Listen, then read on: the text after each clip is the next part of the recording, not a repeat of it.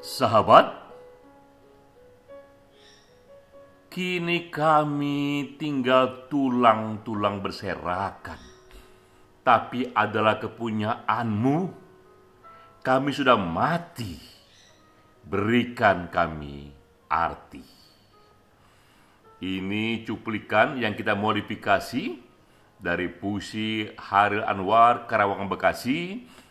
Kita modifikasi untuk saudara-saudara kita yang wafat dalam tragedi bola yang menjadi berita dunia. Tragedi bola terjadi di Indonesia, di Kanjuruhan. Kita ingin mereka 131 nyawa di sana yang mati tidak mati sia-sia. Ini pengantar untuk kita masuk ke dalam topik kita kali ini, obrolan hati pena ke-59. Ini webinar yang diselenggarakan oleh Perkumpulan Penulis Indonesia, Satu Pena, setiap hari Kamis.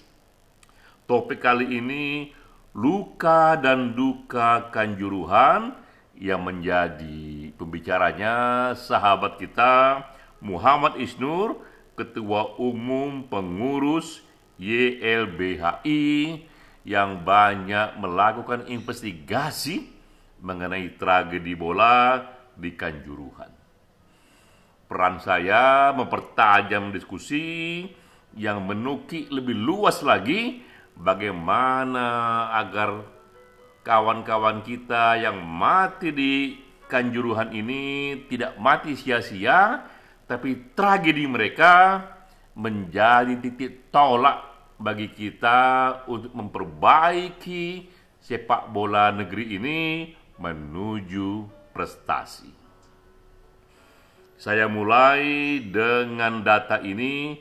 Ini adalah data dari World FIFA Rank di tahun 2022, ranking negara-negara yang terbaik kualitas sepak bolanya yang disusun oleh FIFA. Di sini kita melihat di tahun 2022, ranking 1 sampai 7 negara yang berprestasi yang dianggap FIFA paling baik pencapaiannya adalah Brazil, disusul oleh Belgia, Argentina, Prancis, Inggris, Italia, dan Spanyol. Inilah yang menjadi benchmark yang menjadi orientasi kita jika kita bicara prestasi sepak bola nasional. Dan kita melihat di sini Indonesia di bulan Oktober 2022 ada di posisi ranking 152. Ini negara yang populasinya nomor 4 di dunia, yang minta ampun penduduknya gila bola, tapi mengapa prestasinya hanya di ranking 152 di dunia. Dan jika kita melihat di ASEAN, ini datanya, Indonesia berada di bawah Vietnam, di bawah Thailand, di bawah Filipina, di bawah Malaysia. Ini ranking kita, dan ranking ini disusun berdasarkan hasil pertandingan yang diakui oleh FIFA, dan ia disusun mengikuti prinsip-prinsip Elo rating pemain catur di dunia. Olahraga catur terlebih dahulu dia mempunyai rating, Elo rating dari para pemain, dan prinsip itu diikuti oleh FIFA bersama Coca-Cola menyusun ranking bagi prestasi negara di sepak bola. Dan inilah poin kita, bagaimana caranya agar tragedi bola di Indonesia 2022 ini ia menjadi titik tolak yang mengubah tata kelola bola yang berujung pada naiknya ranking Indonesia, yang sebelum tragedi ia ada di ranking nomor 152.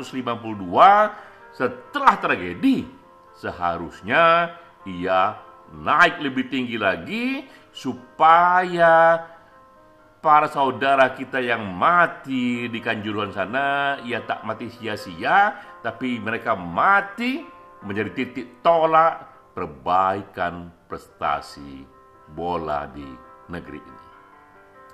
Nah, kita mulai dengan data ini di Kanjuruhan. Ini foto seorang korban yang matanya tak ada lagi warna putihnya, semuanya merah. Inilah temuan dari tim gabungan pencari fakta bahwa korban tragedi Kanjuruhan itu mengalami pendarahan mata hingga trauma. Banyak yang mati, banyak yang matanya berdarah, banyak juga yang mengalami trauma psikologis karena begitu mengerikannya situasi yang ada. Dan ini kita melihat data tragedi ini mencapai 705 penonton yang menjadi korban, di mana 130 meninggal dunia. Ada yang mengatakan 130, ada yang mengatakan 131, dan angka itu masih terus berubah, mungkin juga bertambah, karena dari 575 korban ini yang luka, ada juga yang lukanya luka serius. Ini contohnya, kondisi ini, korban ini terlihat dari yang selamat, tapi mengalami kerusakan pada matanya, dialami oleh Fabianka Cende Hairun Nisa, yang 14 tahun usianya, tapi retina matanya sampai detik ini tak ada warna putihnya. Ini yang membuat kita ngeri melihatnya. Di mata kita yang hitam putih ini, putihnya hilang berubah menjadi warna merah. Mengapa demikian? Ini kata para ahli, ini karena efek gas air mata. Dengan adanya cara penanganan gas air mata di stadion bola, efeknya adalah banyak sekali yang bisa mengalami kebutaan hingga kehilangan bola mata. Ini pandangan dari dokter yang ahli. Nah, sekarang masalahnya what next? Apa yang harus kita lakukan kemudian? Ada 4 hal yang penting menjadi tahapan kita. Pertama, harus ada investigasi menyeluruh untuk melihat sesuatu di balik kasus ini agar tak terjadi lagi. Kedua juga demi keadilan, karena begitu banyak korban yang jatuh, harus ada hukuman bagi yang bersalah. Ketiga, tak cukup di sana, agar mereka tak mati sia-sia, harus dijadikan juga tragedi ini perbaikan tata kelola bola. Dan keempat, semua orientasi dikerjakan untuk mendorong prestasi bola Indonesia. Nah, kita mulai dengan investigasi. Ini investigasi yang dikerjakan oleh masyarakat sipil, termasuk oleh YLBHI yang dipimpin sahabat kita Muhammad Isnur. Banyak temuannya, ini satu saja yang saya kutip, temuan penting yang mengatakan bahwa pada saat pertengahan babak kedua, terdapat mobilisasi sejumlah pasukan yang membawa gas air mata. Padahal diketahui tidak ada ancaman atau potensi gangguan keamanan saat itu. Nah, ini temuan dari koalisi, katakanlah itu masyarakat sipil. Dan kita tahu tadi betapa gas air mata itulah yang menjadi salah satu penyebab banyaknya korban yang panik, yang kemudian mereka terinjak-injak dan mati. Yang selamat pun mata mereka berdarah. Dan gas air mata ini ternyata sudah disiapkan sebelum terjadi huru-hara kerusuhan. Padahal kita tahu FIFA melarang ini, dan kita pun masih tidak mengerti apakah aparat setempat tidak mengerti bahwa gas air mata memang dilarang, karena penyebab kepanikan itu salah satunya adalah gas air mata. Ini di tahap investigasi, dan pemerintah pun membentuk tim investigasi secara menyeluruh.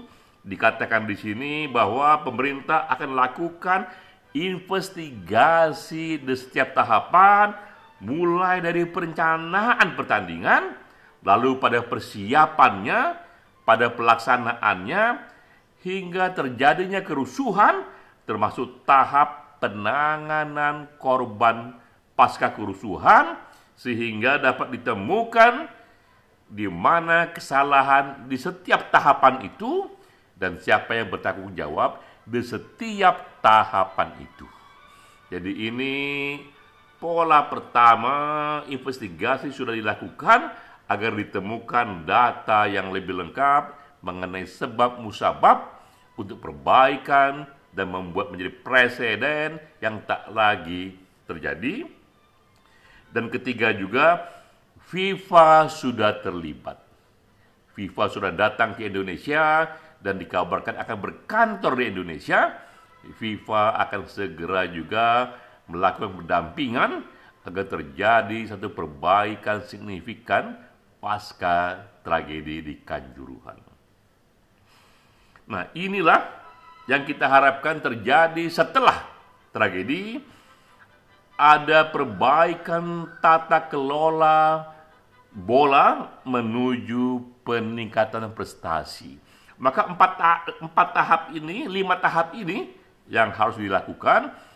Pertama adalah benar-benar mengawasi standar keamanan stadion bola. Bahwa stadion bola itu harus dibangun dengan satu asumsi bahwa sangat mungkin suatu ketika di stadion itu akan terjadi huru-hara, terjadi kepanikan massal. Karena itu pula harus banyak dibuat pintu keluar, dan pintu keluarnya tak boleh terlalu sempit. Karena itu juga menjadi penyebab kematian ketika massa menjadi panik, berebut keluar, dan karena tempat terlalu sempit, mereka pun berebut dan terinjak-injak. Kedua juga, dari tata kelola ini dibuat juga standar protokol pengamanan. Satu hal tadi sudah disinggung, jangan menggunakan gas air mata, tapi tentu saja protokol keamanan, pengamanannya lebih banyak dari itu, dan ini pun harus disusun mengikuti standar FIFA yang sudah banyak sekali menangani berbagai tragedi bola di berbagai negara.